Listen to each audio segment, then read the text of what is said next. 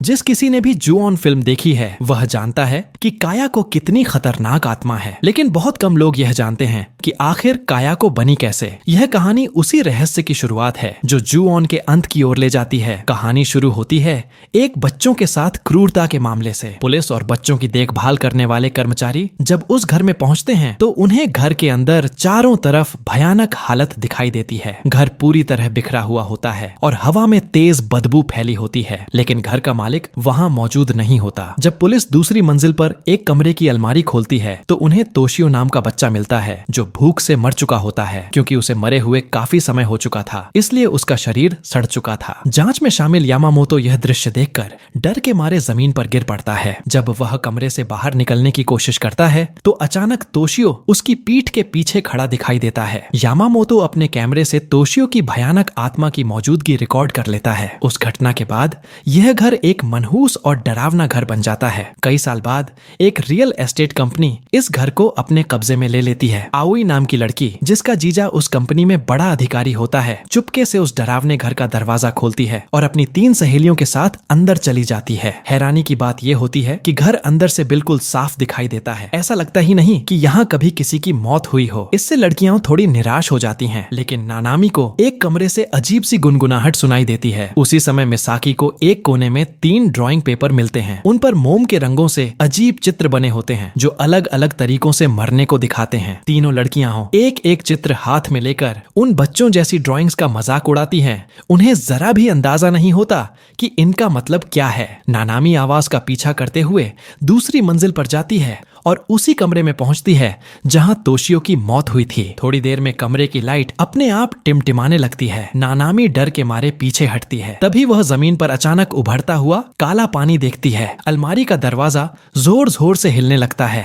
नानामी की हालत खराब हो जाती है और वह भागने की कोशिश करती है, लेकिन तभी दरवाजा अपने आप बंद हो जाता है। अलमारी से एक अजीब सा तरल बाहर बहने लगता है। नानामी जैसे ही पीछे मुड़ती है वह फिसल कर गिर जाती है। बाहर खड़ी बाकी 3 लड़कियां उसे गिरते देखकर जोर जोर से हंसने लगती हैं। उन्हें अभी तक यह एहसास नहीं होता कि श्राप उन सभी पर छा चुका है। सबसे पहले बदकिस्मती यायोई के साथ होती है। एक दिन खेल की क्लास के दौरान उसे लगता है कि उसके पीछे लगा पर्दा हिल रहा है। वह जिज्ञासा में पर्दे के पीछे झांकती है, लेकिन वहां कोई नहीं होता। जैसे ही वह वापस जाने लगती है, पीछे रखा पियानो अपने आप बजने लगता है। यायोई सोचती है कि शायद उसे भ्रम हुआ है, लेकिन अगले ही पल एक ठंडी सी छुअन उसे महसूस होती है। वह डर के मारे कांपने लगती है और भागकर स्कूल के मेडिकल रूम में चली जाती है। वह बिस्तर में छुप जाती है, लेकिन कंबल के अंदर उसे एक कागज का गोला मिलता है। जब वह उसे खोलती है तो उसमें वही डरावनी तस्वीर होती है जिसमें आधा शरीर बिस्तर पर पड़ा दिखाया गया था। यायोई कुछ समझ पाती उससे पहले ही श्राप पूरा हो जाता है। कुछ समय बाद यायोई स्कूल से बिना किसी निशान के गायब हो जाती है। इसके कुछ ही दिनों बाद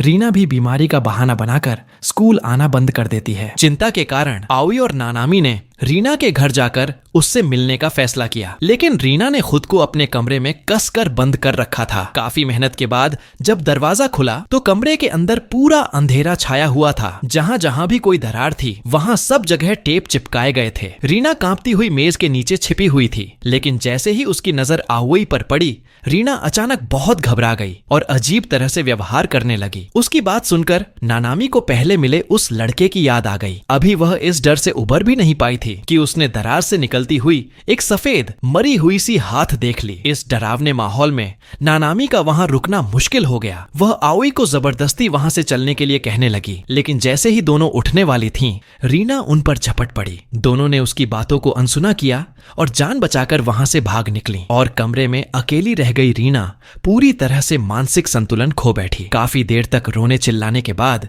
उसे लगा कि उसे कुछ पीना चाहिए, लेकिन जैसे ही उसने दूध का डिब्बा खोला उसमें से गाढ़ा काला तरल निकल आया। डर के मारे रीना ने डिब्बा जमीन पर फेंक दिया। फैलते हुए उस काले तरल में उसे साफ साफ दिखाई दिया कि एक छोटा भूत उसकी पीठ पर चढ़ा हुआ है। रीना डर से पूरी तरह अकड़ गई। उसी समय पास रखा पानी का केतली फट गया। उबलते पानी के छींटों ने उसके शरीर को बुरी तरह जला दिया। उसकी दर्दनाक चीखें सुनकर भयानक आत्मा वहां आ पहुंची। एक जोड़ी सफेद भूतिया हाथ उसके कंधों पर आ टिके। इस तरह रीना की लाश फ्रिज के अंदर पाई गई। उसी समय आओई अपनी बहन के साथ बर्तन धो रही थी। बहन ने उसका ध्यान भटका हुआ देखकर मजाक में पूछा कि क्या वह किसी लड़के के बारे में सोच रही है, लेकिन आवी घबराई हुई आवाज में पूछ बैठी कि क्या वह भूतिया घर सच में डरावना था। बहन और जीजा दोनों ही सच्चाई बताने से बचते रहे। तभी आवी को एहसास हुआ कि मामला उतना आसान नहीं है जितना वह सोच रही थी। बाथरूम के शीशे के सामने खड़ी होकर वह अपनी गलती पर रोने लगी। उसे खुद को दोषी लग रहा था कि अगर उसने उस डरावने घर का दरवाजा न खोला होता तो उसकी सारी सहेलियां आज जिंदा और खुश होती। लेकिन रोते रोते उसके साथ भी कुछ भयानक हो गया। एक भूतिया हाथ धीरे धीरे लड़की की ठोड़ी के नीचे से अंदर घुस गया। अगर उसे पछताने का एक मौका मिलता तो वह कभी उस भूतिया घर में नहीं जाती और न ही उस डरावनी तस्वीर को छूती। लेकिन अब बहुत देर हो चुकी थी। चीख सुनकर बहन ने बाथरूम का दरवाजा खोला, लेकिन आवी वहां नहीं थी। सिर्फ वॉश बेसिन पर खून के निशान थे और जमीन पर शरीर से अलग हुई एक ठोड़ी पड़ी थी। डर के मारे बहन जमीन पर बैठ गई और बुदबुदाने लगी कि आवी आखिर गई कहां। दूसरी तरफ रीना के घर से निकली चिहाई डगमगाती मेट्रो में सफर कर रही थी। उसे यह नहीं पता था कि उसकी तीनों सबसे अच्छी सहेलियां एक एक करके उस श्राप का शिकार बन चुकी है। इसी बेचैनी के बीच उसने मुड़कर देखा तो दो जानी पहचानी आकृतियां दिखाई दी। वह जल्दी से अपने दोस्तों के पास जाने लगी और ठीक उसी तरह जैसा लोग कहते हैं, श्राप किसी को नहीं छोड़ता, मुलाकात न होना ही बेहतर था। लिनाई और कोआवी आमने सामने आई। एक का चेहरा पूरी तरह गायब था तो दूसरे की ठुड्डी नहीं थी। यह दृश्य देखकर पत्नी और बच्चा इतनी बुरी तरह डर गए कि उनके घुटने कांपने लगे और वे वहीं गिर पड़े। वह घिसटते हुए लोगों की टांगों से चिपक कर आगे बढ़ी, लेकिन कुछ ही कदम चली थी कि अचानक फिर से डरावनी आवाज सुनाई दी। एक ही पल में पत्नी और बच्चा उस मनहूस घर की सीढ़ियों पर पहुंच गए। उसे लगा कि वह कोई भयानक सपना देख रही है, लेकिन वह यह समझ नहीं पा रही थी कि वह सपना है या हकीकत। सीढ़ियों से नीचे उतरते समय उसका पैर फिसल गया। फर्श पर काली चिपचिपी तरल चीज फैली हुई थी। वह कुछ समझ पाती उससे पहले ही एक रहस्यमयी ताकत ने उसे घसीटकर कमरे के अंदर खींच लिया। एक जवान लड़की को कपड़े पोंछने वाले कपड़े की तरह दीवारों पर पटका जाने लगा। दर्द से टूटी पत्नी बार बार गिड़गिड़ाने लगी, लेकिन यह श्राप कभी किसी को नहीं छोड़ता, चाहे वह इसमें शामिल हो या नहीं। जैसे ही वह औरत गायब हुई, कोआवी की बहन नए किराएदारों को लेकर घर में दाखिल हुई। आने वाली औरत कोई और नहीं बल्कि मशहूर कायाको थी। हालांकि उस समय वह एक जिंदा इंसान थी। सस्ता और बड़ा होने की वजह से कायाको को यह मनहूस घर बहुत पसंद आया। उसने बिना देर किए अपने पति ताकेओ को तुरंत पैसे देकर समझौता करने को कहा। इस तरह कायाको और उसका पति अपने पसंदीदा घर में रहने लगे। लेकिन कुछ सालों बाद उनकी कहानी एक प्राथमिक स्कूल के शिक्षक से जुड़ गई। इस मनहूस घर के पास ही एक स्कूल था जहां एक प्रशिक्षु शिक्षक नागानो को अचानक कक्षा अध्यापक बना दिया गया। खुशी के मारे वह फूला नहीं समा रहा था। स्कूल से बाहर निकलते ही उसने मैदान में एक अजीब सर्पिल आकार देखा। शुरुआत में उसने इस पर ध्यान नहीं दिया, लेकिन नौकरी के पहले ही दिन उसे एक समस्या वाला छात्र मिला। उस बच्चे का नाम तोशियो था, जो 7 दिनों से स्कूल नहीं आया था। नागानो ने उसके घर फोन किया, लेकिन कोई जवाब नहीं मिला। रिकॉर्ड देखने पर पता चला कि पिछले कक्षा अध्यापक भी उसके माता पिता से संपर्क नहीं कर पाए थे। मजबूर होकर नागानो ने यह बात स्कूल के प्रधानाचार्य को बताई, लेकिन प्रधानाचार्य टाल मटोल करने लगे, मानो किसी बात से बच रहे हों। स्कूल की छुट्टी के बाद नागानो ने देखा कि तोशियो की मेज पर भी वैसा ही सर्पिल निशान बना हुआ था। यह देखकर उसके मन में एक बुरा शक पैदा हुआ। वह जल्दी से घर गया, कपड़े बदले और सीधे तोशियो के घर पहुंच गया। दरवाजे के अंदर कदम रखते ही उसने ऊपर देखा, जहां अटारी की खिड़की से एक हाथ बाहर निकला हुआ था। ऊपर मौजूद लोग उसका स्वागत नहीं कर रहे थे। फिर भी नागानो ने डोरबेल बजाई। उसने घंटी बजाई, दरवाजा खटखटाया, आवाज लगाई, लेकिन कोई जवाब नहीं आया। जब उसने हैंडल खींचा तो दरवाजा खुल गया। वह डरते डरते अंदर गया और सामने कायाको को देखा, जिसका चेहरा पूरी तरह सख्त और डरावना था। नमस्ते करने के बाद नागानो ने पूछा कि तोशियो कहाँ है। यह जवाब सुनकर इची समझ नहीं पा रहा था कि उसे वहां से जाना चाहिए या रुकना चाहिए, लेकिन पलक झपकते ही कायाको अचानक गायब हो गई। इच ने मजबूरी में दरवाजा बंद किया। शिष्टाचार के कारण वह बिना अभिवादन किए जाना नहीं चाहता था, लेकिन जैसे ही उसने जूते उतारे उसे एक डरावनी और अजीब सी गुनगुनाहट सुनाई दी। आवाज का पीछा करते हुए वह दूसरी मंजिल पर पहुंचा। वहां उसने देखा कि एक कमरे का दरवाजा टेप से बुरी तरह बंद किया गया था। ध्यान से सुनने पर अंदर से हलचल की आवाज आ रही थी। उसे डर हुआ कि कहीं तोशियो को अंदर बंद करके उसके साथ बुरा व्यवहार तो नहीं किया जा रहा। बिना कुछ सोचे समझे उसने दरवाजा खोल दिया, लेकिन जब वह आगे अलमारी खोलने ही वाला था तभी उसे बैठक में आने का इशारा किया गया। बैठक में रखा चाय का कप देखकर साफ लग रहा था कि यह मेहमान नवाजी दिल से नहीं की गई थी। इची समझ नहीं पा रहा था कि कायको आखिर चाहती क्या है। वह पर्दे के पीछे झांक कर देखने ही वाला था कि अचानक वह डर के मारे चाय पीना भूल गया और सीधे दरवाजे से भाग खड़ा हुआ। अगले दिन इची फिर से स्कूल के प्रधानाचार्य से मिला। प्रधानाचार्य अब भी इस मामले में दखल नहीं देना चाहते थे, लेकिन उन्होंने बताया कि तोशियो के पहले शिक्षक की 2 दिन पहले मौत हो चुकी थी। इची ने फिर से स्कूल के रिकॉर्ड देखे। उसे पता चला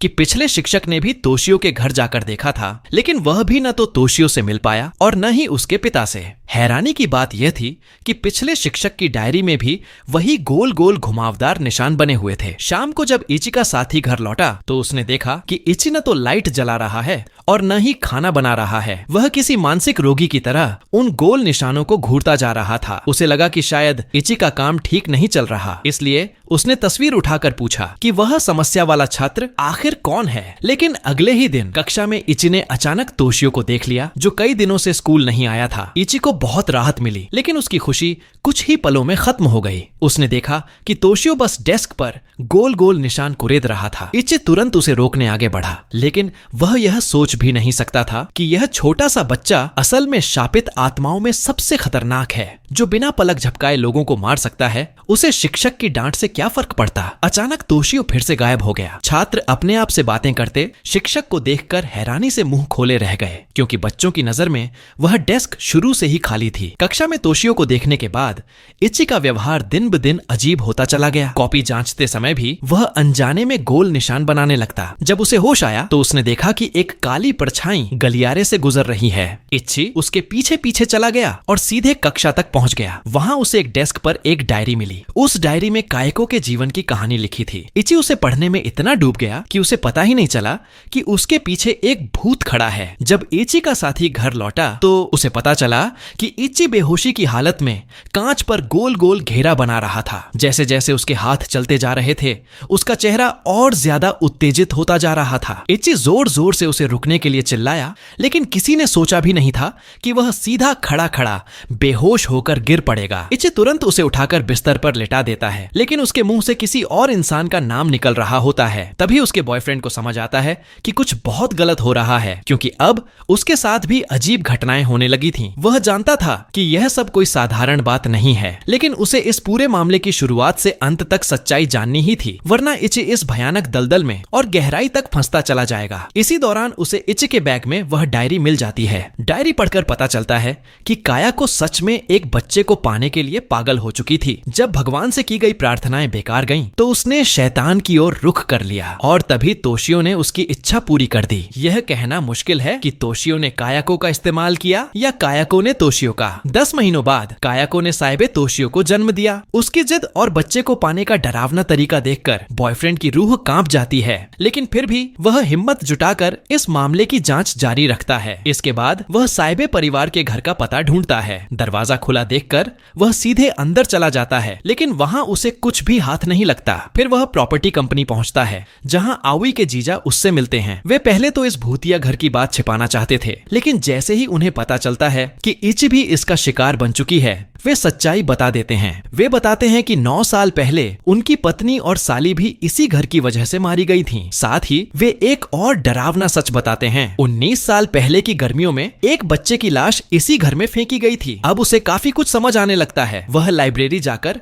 पुराने रिकॉर्ड खंगालता है और 19 साल पुराने बच्चों पर अत्याचार के केस की खबर देखता है। तुलना करने पर उसे पता चलता है कि यामाशिता तोशियो असल में वही साइबे तोशियो था। वह फिर से सोच में पड़ जाता है। किसी हद तक देखा जाए तो इस भूतिया घर की हर चीज पर तोशियो का ही कब्जा था, लेकिन वह यह नहीं समझ पाता कि वह दूसरों से बदला लेना क्यों चाहता है। हालांकि अब जवाब मिलने या न मिलने से कोई फर्क नहीं पड़ता, क्योंकि बहुत देर हो चुकी थी। उसकी मौत के बाद काय जागती है और अपने बॉयफ्रेंड की परछाई देखकर सिहर उठती है। इसके बाद वह फिर से तोशियो के घर जाती है, अटारी में घुसती है और अलमारी को तोड़कर खोल देती है। लेकिन अंदर कोई डरावनी चीज नहीं होती, सिर्फ कुछ फोटो एल्बम और कुछ वीडियो टेप होते हैं, जिनमें तोशियो की पूरी कहानी कैद होती है। पहली बार न्यूडाई से मारे जाने के बाद तोशियो ने कायाको के बेटे के रूप में दोबारा जन्म लिया था। उसे लगा था कि अब वह एक खुशहाल जिंदगी जी पाएगा, लेकिन वह खुशी सिर्फ एक भ्रम साबित होती है। ताकेओ को लगने लगता है कि जैसे जैसे तोशियो बड़ा हो रहा है वह